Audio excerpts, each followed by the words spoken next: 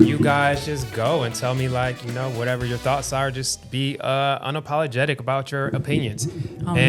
So we're gonna start by everyone just go around and say who you are. And don't fucking cuss. I'm just kidding. No, you can cuss. You can For say real? whatever you want. Say Okay. whatever you want in the most obscene way that you want to say it. So just go around and say your names, and then I'll throw out the topics. Hello, I'm Marlene McCohen. Stephanie Calderon. Kenneth Tran. Nobody asked you? Oh, This is Jersey. hi, Jersey. Let's go with Kanye West. Go. I think his the trajectory of his career is taken quite a departure from his origins. I think I don't want to go too much into like the mental health side, but it's interesting the things that he's been saying recently. But as a business person, I wonder if he needs a new manager. But Yeah, well, he absolutely probably needs new management, but I don't think he'd be interested in anyone telling him what to do, you know? I can really not have any intellectual opinions on this because I don't know enough to speak on it, to be completely honest. Yeah. Also, like, what specifically about him? Like, just Whatever. saying his name, I don't know. Whatever you think, whatever your thoughts are on him, everyone has their own opinion.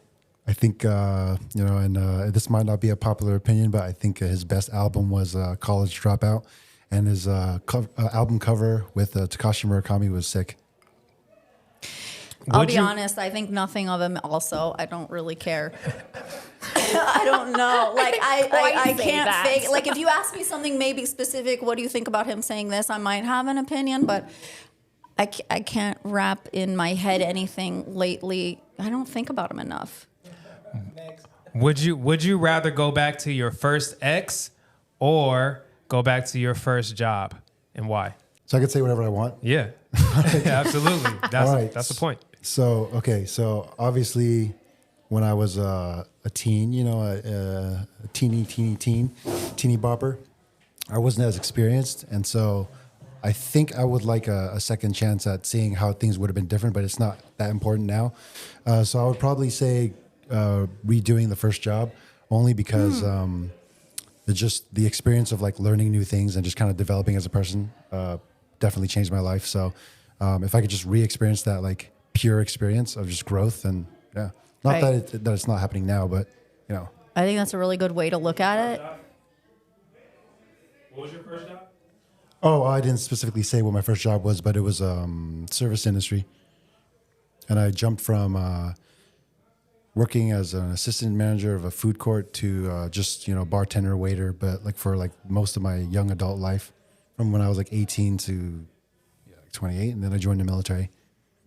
I think that's a really good way to look at it, because when you had me thinking about first ex or first job, I was like, yeah, I go back to my ex, like, because I thought like that, oh, we could do music together and continue in that kind of like vibe. But I see you looked at the job that way as like, oh, I could take this knowing what I know now and run with it, which I think is also a really good way to look at it.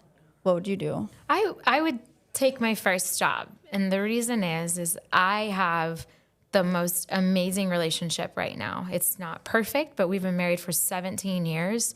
And I would not trade that for the world. So I don't want to go back. I wasn't even thinking about that. I was. I know, that's just where my Sorry, mind. George, I didn't mean I would trade you for anything. I was just like imagining myself like single and stuck at the end of the world with like two options. But Yeah. no, I would not trade him for my ex. Absolutely Isn't it not. interesting how our I just don't minds want to go- go back to my first job. I don't know. I thought those were the only two choices. And my first job is not much different than when I do. My first job was actually babysitting, but I think if I could go back, I would learn not to attack. I started work young. This was when I was 12. Yeah. I have 6 brothers and sisters, so I Same. had to work very young.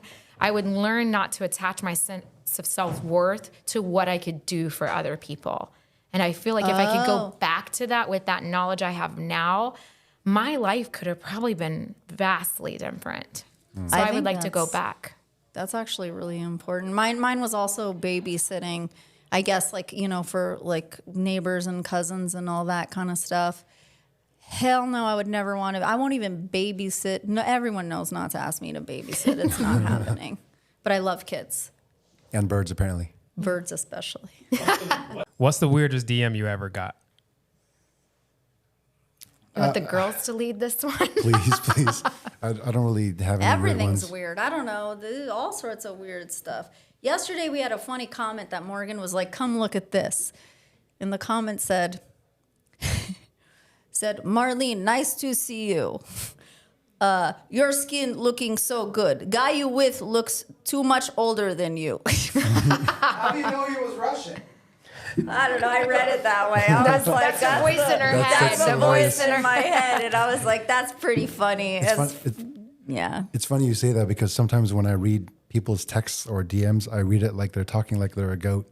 I don't know why I do that by default. Like, bah, like, oh, like how are you doing? Like, yeah, SpongeBob. Like they're a goat? Like A they're goat? a goat. Like a Like an animal. goat? Yeah, exactly. That's good. I don't know why I That's do that. I just do Read it by hate default. texts like that. Hate like comments like that. That's a good idea. I think the Good idea. weird is kind of the normal now. The hey, do you want a sugar daddy? You Yeah. know, that's kind of normal now. So what I think is weird is Yeah, normal. that's not. Yeah, I don't even look at my DMs honestly. If Same they're not pretty my much. friend, it goes to another little Yeah, thing. it's in another folder. Yeah. I have no time for that. Yeah. Tell me about one of your most embarrassing public moments.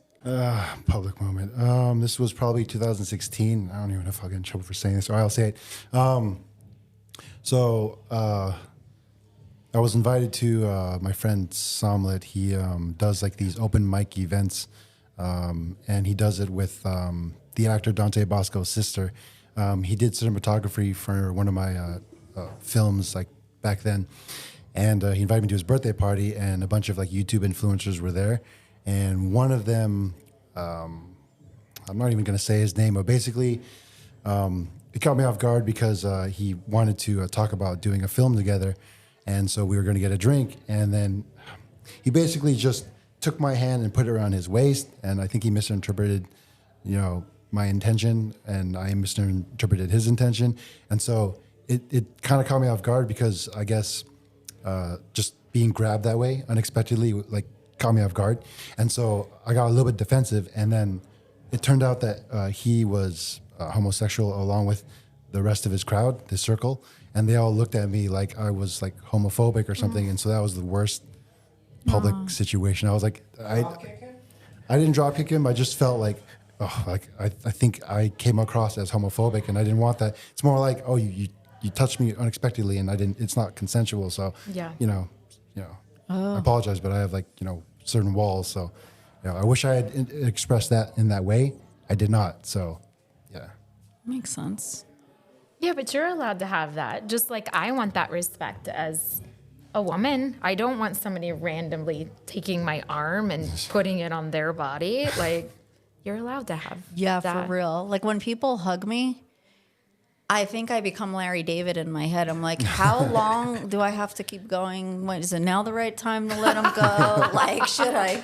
Like, I'm literally like anybody. Like, I'm like, should I go now? Should I be the first? Maybe I shouldn't. Maybe it's too obvious. I don't want him to think I don't want to be hugging. And then I'm like, but I don't think I do. I don't know. Like, like This is all in 2 seconds. in 2 seconds, the like longest 2 Larry seconds David ever. kind of. I'm like, I don't know.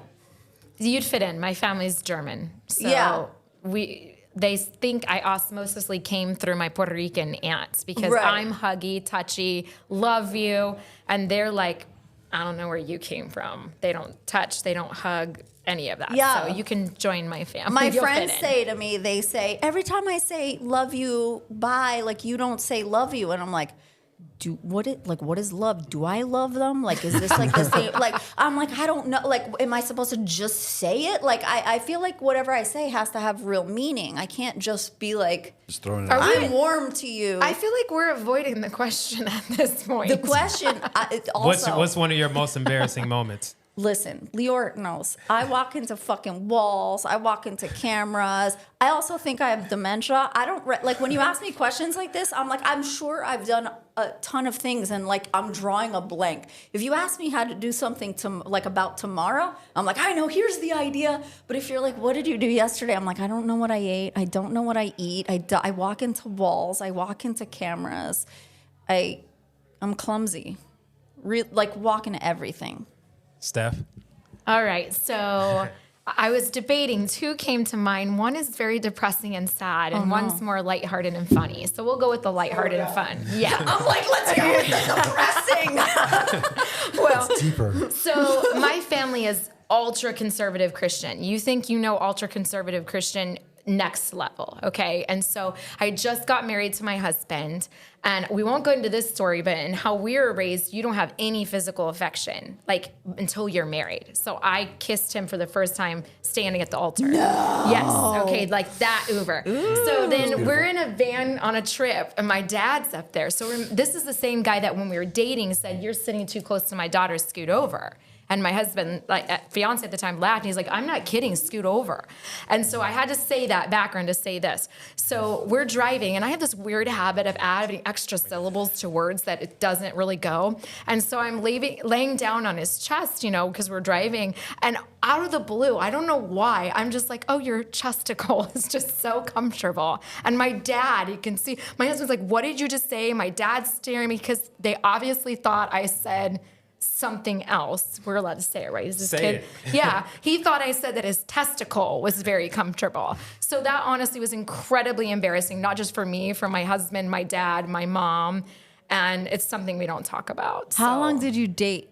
Did you really? You didn't sneak around or anything? No kissy, nothing? No, so my husband lived in Arizona and I lived in Ohio for most of our relationship. Wait? How did you meet? So this is going to another way. So are we not supposed to do that? I get so curious. Let me get one more. Why do you think people cheat? Bad listening. I think if there's bad communication and people aren't listening and focused, someone is going to come around and listen to your significant other, and you're going to lose them. Yeah, I would agree. There's so many factors.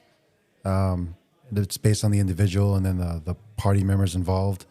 It could be just insecurities. It could be because they're not being fulfilled. But exactly like what you said, like people just don't listen to each other. So maybe there's a huge miscommunication and they feel like they're not being heard. And so they feel like they have to reach out in other ways and then find other outlets to feel heard or to feel something that they feel like they're missing. Yeah. I think the root is we've bought into a lie in our society. This myth that this falling in love, we buy into that so much. And I feel like love is actually a choice. You don't get to choose who you're attracted to, but every day I choose to love my husband. We've been together, like I said, for 19 years, married for 17 years. Those butterflies don't always happen anymore. I choose to see my husband every day and notice how good looking he is. I choose to notice the little things he does for me. And if you buy into this philosophy that you fell in love and those feelings are going to sustain you, you're going to get bored. Those feelings won't be there, and you're going to think you need to go on to greener pastures. I can't speak. So I feel like if we would realize that it's actually a choice, then people wouldn't cheat.